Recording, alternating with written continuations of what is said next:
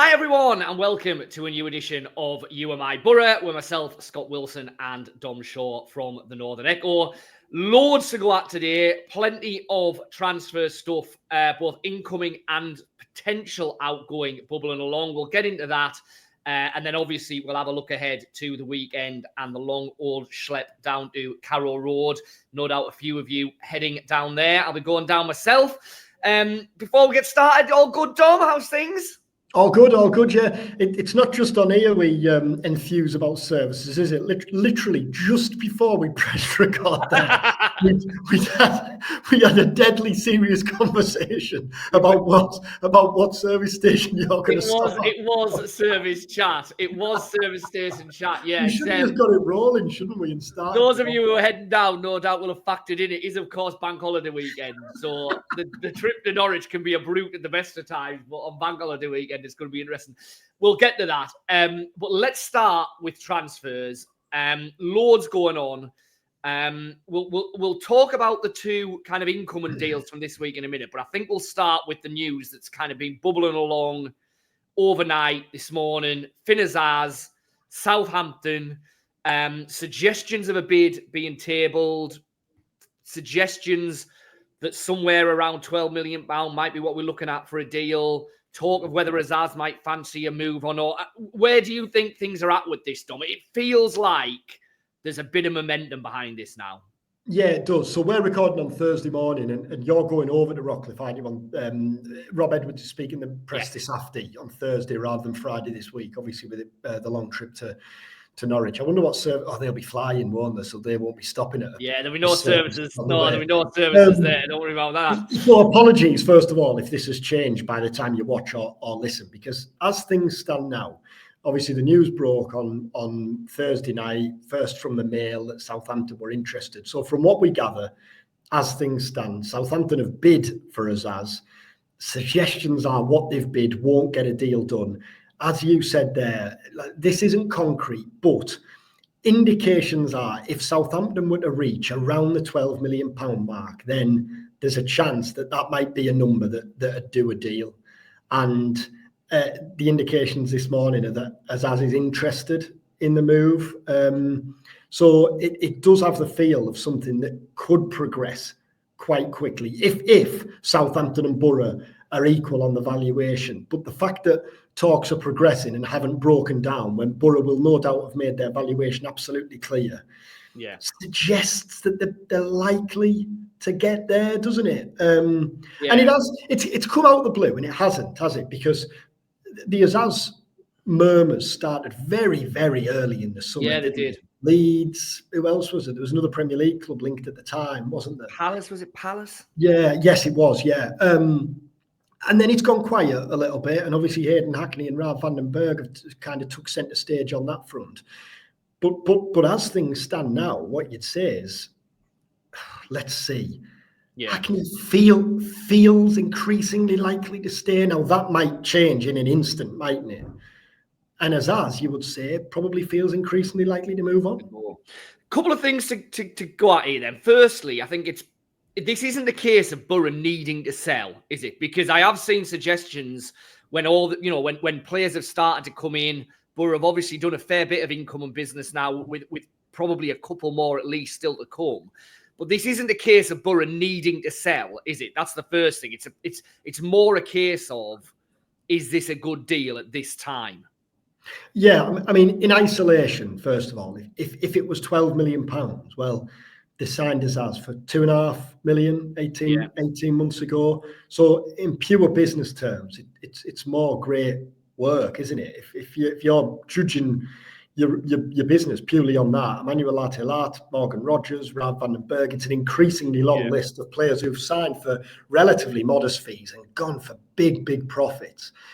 But if, as the indications are, that Azaz is interested in the move, this isn't a player who's pushed for a move. We haven't got a repeat of Alexander Isak up the road, have we? Azaz has genuinely been injured. He came back into the squad and came off the bench at the weekend. But having learnt of Southampton's interest, the indications are that Azaz is at least kind of keen to speak to them, keen to see what they've got to say, interested in the move. So again, from Boro's perspective, it probably tallies, doesn't it? And the other thing is, does he need replacing? Well, you've brought Sverre Nypan in, who I'm sure we're going to talk about, but he can play. He is very comfortable playing. There's every chance he's going to play most of his football, especially if Hackney stays as an advanced midfielder, as an attacking midfielder, as a number 10, whichever role it is. So you might already have a replacement in the building. Yeah. I was just going to get to that, so let's go straight there. Nypan's come in this week. He's a player who huge potential, huge excitement. Manchester City don't pay the kind of money they've paid to get him from Rosenborg without thinking there's a special talent there. Everything you read and hear about him, suggests that he's potentially the bright new thing in Norwegian football. And again, that's saying something given some of the players they brought through in the last few years. But he is unproven. He's very raw. He's very young. And yet, 2 and 2 doesn't necessarily make 4, but it does feel like his arrival at least makes it easier for Boro to cash in on Azaz if they feel that that's the right thing to do, doesn't it? Given that, as you say, he can play in a whole host of positions, but the early indications are that somewhere around a kind of floating number 10 role is probably where he's going to be at his best. Because, sorry, if Nypan has come to play, hasn't he? He is not a player who has come to get a feel for what it's like being around Championship first team. He's played 70 games for Rosenborg. He's a £12.5 million midfielder. He's come to play. But if Hackney was to stay, and if Edwards was to continue playing the system he's playing now, who drops out of Morris and Hackney? So I think it always felt more likely with Nypan's arrival that either he plays as a more advanced attacking midfielder, or Hackney does. We have seen that. Yeah. Pushing further forward, but I think Nypan could play wide. He could. Yeah.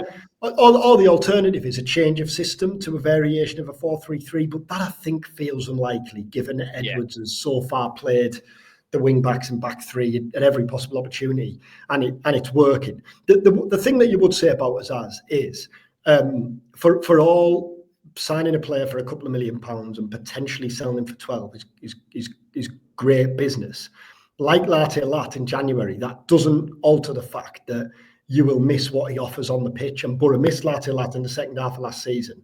And for all Azaz, I thought they missed Azaz when he was out at various stages in the second half of last season, personally. And for all Azaz might frustrate some fans at some stages, his numbers were largely unrivaled in the Championship last season. And as you say, Boro were a better team when Azaz was in the team. And I don't think it's a reach to say Azaz improves most, if not all, Championship sides. So I think losing a player like Azaz is clearly going to be a miss. But you've brought Hansen in, you've brought Nypan in. Hopefully you would well, they're going to bring another centre forward in to bolster your attacking options as well. So you would hope that there's the options there in the building to not make it too damaging a sale. Let's go back to Nypan then.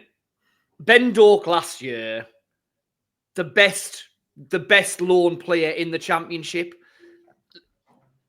Massive leap of faith here with Nypan. We haven't seen him kick a ball yet, but you'd like to think he'll be one of, if not the best loan players potentially in the Championship this season.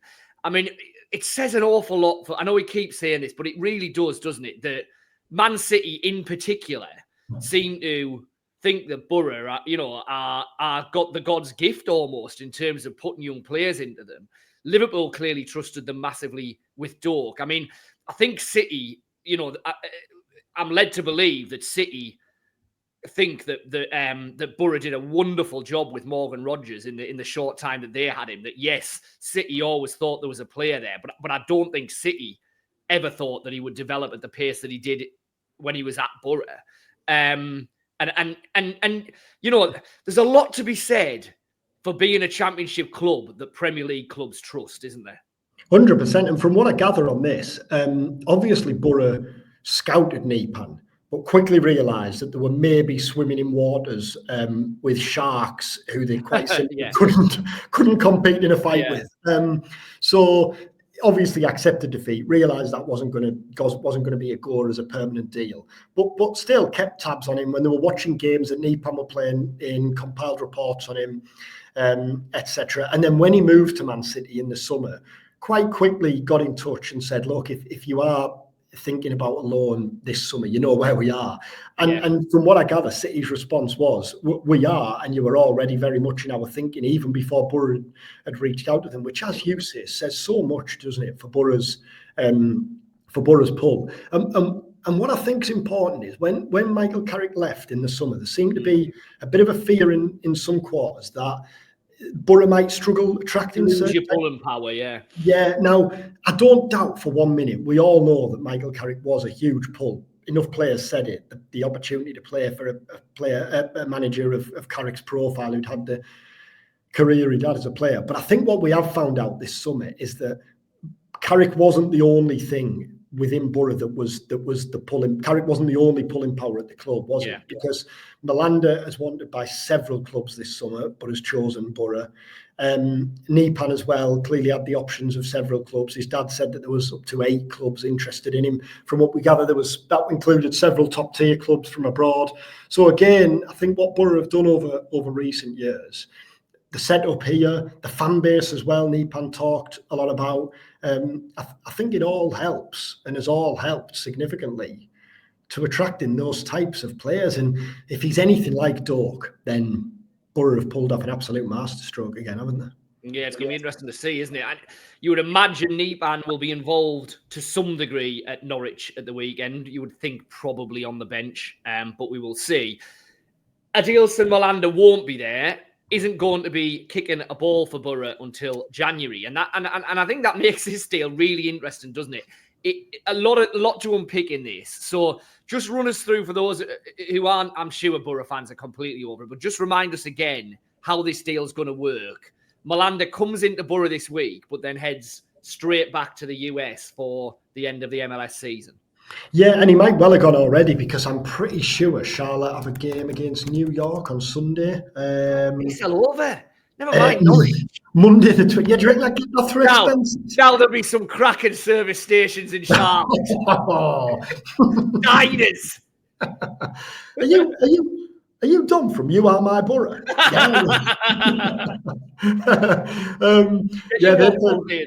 They're playing New York Red Bulls on Monday. Right. So I don't know. He might well have gone back already. He was over at the week. He came at the weekend and landed put the finishing touches to the move and what have you. Did the medical. He was at the Riverside on Monday to watch the under-21s against Man United, and obviously that deal was then finalised. So he might well have already returned to Charlotte because he's gone back on loan until the end of the MLS season, which could be anywhere from mid-October to early-ish December, depending on how Charlotte do if they're in the playoffs, if they get there. They're currently 7th, I think. They were last time I checked, and they haven't played since, have they? So, yeah, they're currently 7th, which is the final automatic qualifying spot for the playoffs. And then there's two games which I think take you to a wild card. Imagine that in the Championship. If 7th and 8th got you into a wild card game. Wild card play at the end of the season.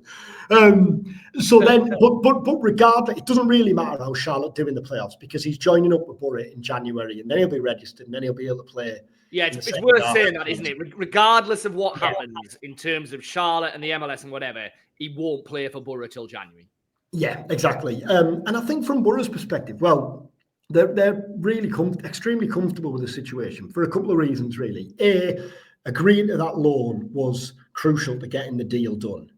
And Melander is someone who they've scouted for a long time, thought they'd missed out on him because he looked set to go to PSV earlier this summer. It's an it's a deal worth. Knows how much they want him, doesn't it? $8.5 million. So the fact that there's that much investment and you're willing to let him go back for 3 or 4 months shows just how much you want him and how much faith they have in him long term. It's a 5-year deal. But from Boro's perspective, I think they're pretty well stocked anyway in central defence. Been pleasantly surprised by Luke Ayling and Neto Borges. Now they've adapted so quickly to playing in the back three. And it maybe puts the onus on someone like Darragh Lenihan, who is in the final year of his contract. Clearly, Lenihan needs to prove he can get back and stay fit, doesn't he? Dale Fry is in a very different position and has shown his importance in the first couple of weeks. But Dale's in the last year of his contract as well. So I think it just gives Boro a chance to take stock, assess the centre-half situation. Edmondson coming back as well, obviously. Yeah, and then from Melander's perspective, the season finishes, he can have a holiday, have a break, come in, settle in, come over with his family or whatever, like get settled. And there's no real rush, you would imagine and hope. By the time he's ready to play, he's had a month or so on the training pitch with Boro. He's settled in off the pitch and he's ready to go. But they're really excited. Boro are really excited about it and really, really happy to get the deal done, which I think says a lot. It's a name that's been kind of stirring around for a little while, hasn't it? Which underlines, like you've been saying, the fact that I think if you probably ranked all the deals that Boro hope they might do this summer, that would probably have been the top one for quite a while, wouldn't it? And with a view to the future, not now. And in terms of deals Boro hoping to do, a striker's still the obvious priority, isn't it? Well, let's get on to that then. So, plenty happened, plenty of players through the door, but massive hole up front if anything was to happen to Tommy Conway, and still not a natural left wing back in the building.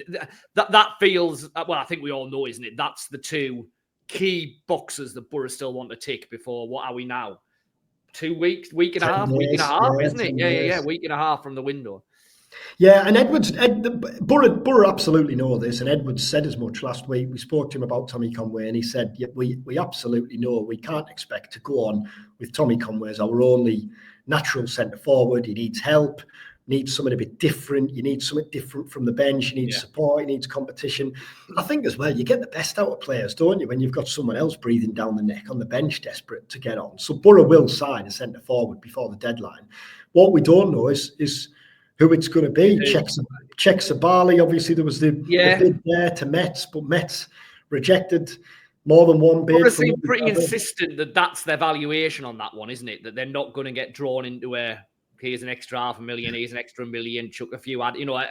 They seem pretty insistent that no, that's the deal or we walk away. Yeah, and Sabali's in the last year of his contract. Boro have offered what they value for him, and things might change, but they deem it a strong offer. Now let's see if Metz's stance softens. But the last I heard of that, and that was the might have been the back end of last week, early this week, back end of last week, was that's a no-go. Yeah. David Strelich's name is still hanging in there, isn't it? Comments from his dad last week saying Celtic and Boro are still interested. Bratislava they're out of the Champions League now. They play Europa League qualifier Thursday, tonight, isn't it? And then the second leg next Thursday.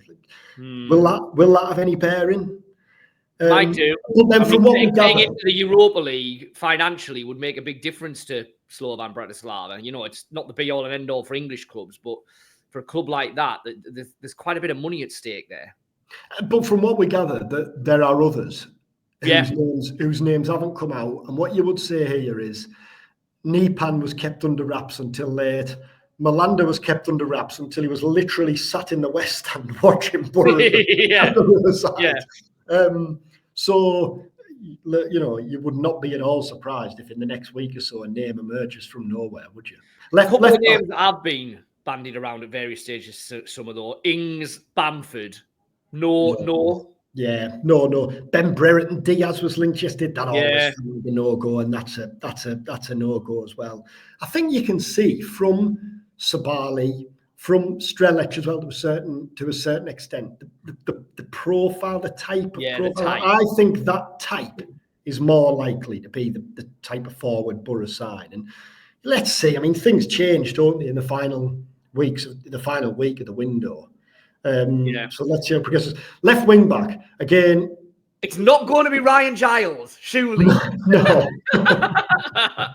And the kind of noises are that it's looking increasingly unlikely that it's going to be Max Arfston either, just because Columbus Crew aren't playing ball on that one or weren't playing ball on that one. Let's see if that changes. The suggestions very early when Boro had the bid rejected on that was that Arfston was keen on the move, but Columbus were really digging their heels in. We're going to be MLS experts by the end of this window. Tell you what. But Columbus were digging their heels in, and get yourself over to Charlotte and just have a pop across to Columbus and see what's going on. Kai Kamara's still playing over there, by the way. Yeah.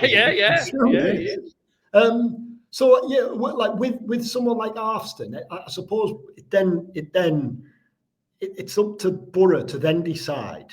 Right? Do you completely draw a line through that and look elsewhere, or is there a possibility of addressing that again in January? Do you bring someone in, or can you address that situation on a more short-term basis until then? And what you would say is, Sammy Silvera is playing extremely well, and if Silvera had been signed this summer and we were told he was a left wing back, then we wouldn't have watched the first 2 games of the season and said that's a square in a round. I think we're probably judging the Silvera thing more on the fact that of what we know has gone before. You've got Alex Bangura coming back. Boro will sign a left wing back. They won't go on like this, but they do have options in the building, and Silvera's in there on merit, isn't he? And I know Rob Edwards has consistently said that the kind of ideal is permanent deals, not stopgaps. But we're getting into the week now where Premier League loan deals will probably happen. They haven't yet, and historically that it's always the case. Premier League clubs get the players back for pre-season, get the season underway, see where things are looking, and then in the last week of the window, all of a sudden, players become available on loan deals that you probably at various stages didn't think would be. And I just wonder with these 2 positions whether Boro might end up thinking, do you know what, we're being offered a level of player here that actually is much higher than what we could actually sign permanently. Now, ideally, we don't want to be doing this type of loans, but I just wonder if we might see at least one of them before the window closes. Because like Nypan, really, Nypan wasn't an active target as such, but Boro deemed it an opportunity that was too good to turn down. Now, left back and centre forward are different because they are absolute leading must-target priorities, aren't they? And they have been throughout the summer. And Boro really can't go on beyond the transfer window without signing a centre forward, can they? They'll have learned from the Kelechi Iheanacho deal, won't they? I don't think we're going to see a deal like that again.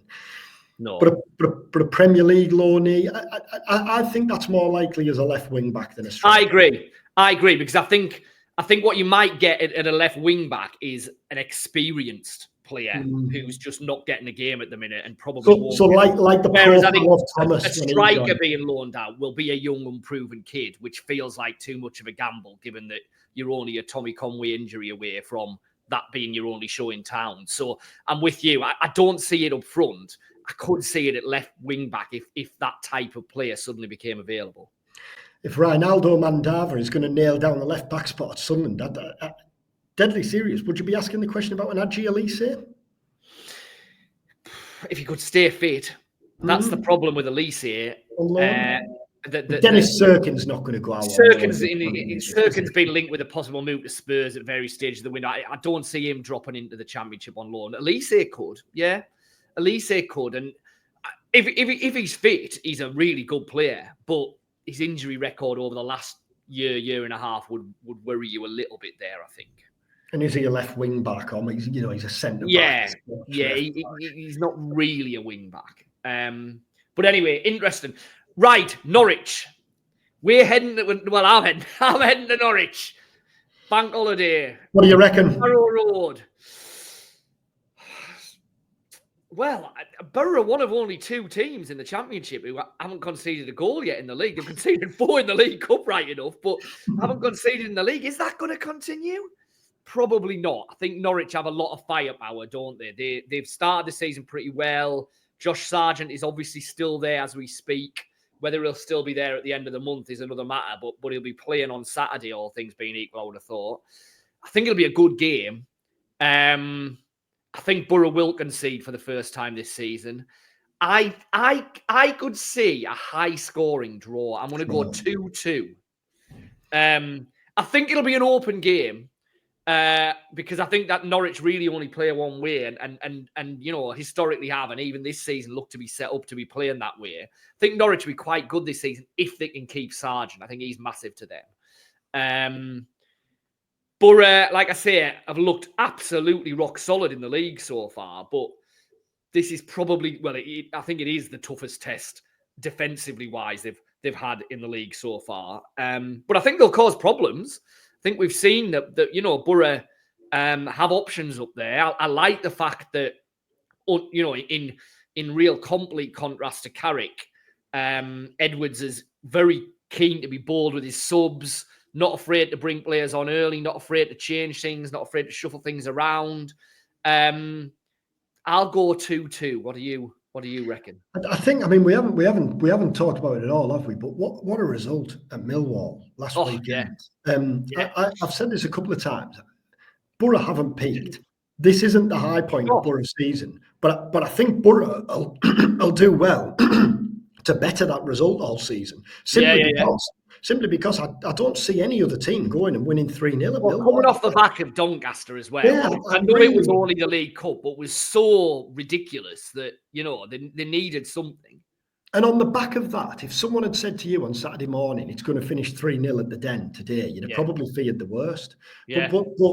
But I think, first of all, the reaction, and I thought what was interesting in various interviews after the game on Saturday, Edwards was still referring to that Doncaster game and actually saying, what I've seen today makes me even more cheesed off about what I saw on Tuesday, because it suggests it was more of a mindset thing. Well, if that is the case, if it was a mindset thing, that might not end up being the worst possible thing to have happened, because it gets it out the system. It gives Edwards the chance to deal with it. And both from the coach's point of view and the player's point of view, what a response, because that is a daunting game no matter what stage of the season. Oh, yeah. This was a Millwall side who were buzzing after winning at Norwich impressively on the first day of the season. And this feels like the strongest Millwall team for a number of years, doesn't it? Whereas in previous years, Millwall have maybe always been seen as those who'll be in the mix for the top six, but outsiders. This year, it feels more like they're expected to be bang there. Really good result, and the manner of it, and the game management, another clean sheet. And I actually think to some degree it takes the pressure off Boro a little bit on Saturday, because like clearly this is not the mindset that any professional athlete or sportsman will go in with. Just nonsense podcasters. But if you were to lose on Saturday, but beat Sheffield United, which by the way doesn't seem the daunting game that it seemed at the start of the season. It was very appealing. The 9 points out of 12, what a return that is. Well, especially given that, you know, when the fixtures came out, I think Opta or whoever do it ranked Boro's first 6, I think it was, as the hardest. So, you know, it did feel like, didn't it, that Swansea on the opening day was such a big game, because you knew what was coming up afterwards was rock hard. Well, they've been to Millwall and got a result. That, you know, I mean, I'm like you again, you know, not the mindset of a professional athlete, but I think any kind of a result at Norwich is going to be 100%. 100%. If you draw at Norwich and have 7 points out of that start from 9, just keeps them bubbling, doesn't it? Keeps the momentum building. And Edwards talked about that, didn't he? We talked about this last week on the vid with Rob. But after that Swansea game, Edwards had said before Doncaster, his last message to the players that were leaving the training pitch was, we keep building. We want to keep the momentum building. Was don't lose 4-0. It's like the Mike Bassett clip, isn't it? Where you see keep building. Middle to nil, Doncaster. But I think, I mean, I'd seen we touched on this last week, but Edwards was celebrating a game, wasn't he, with the fans at full time.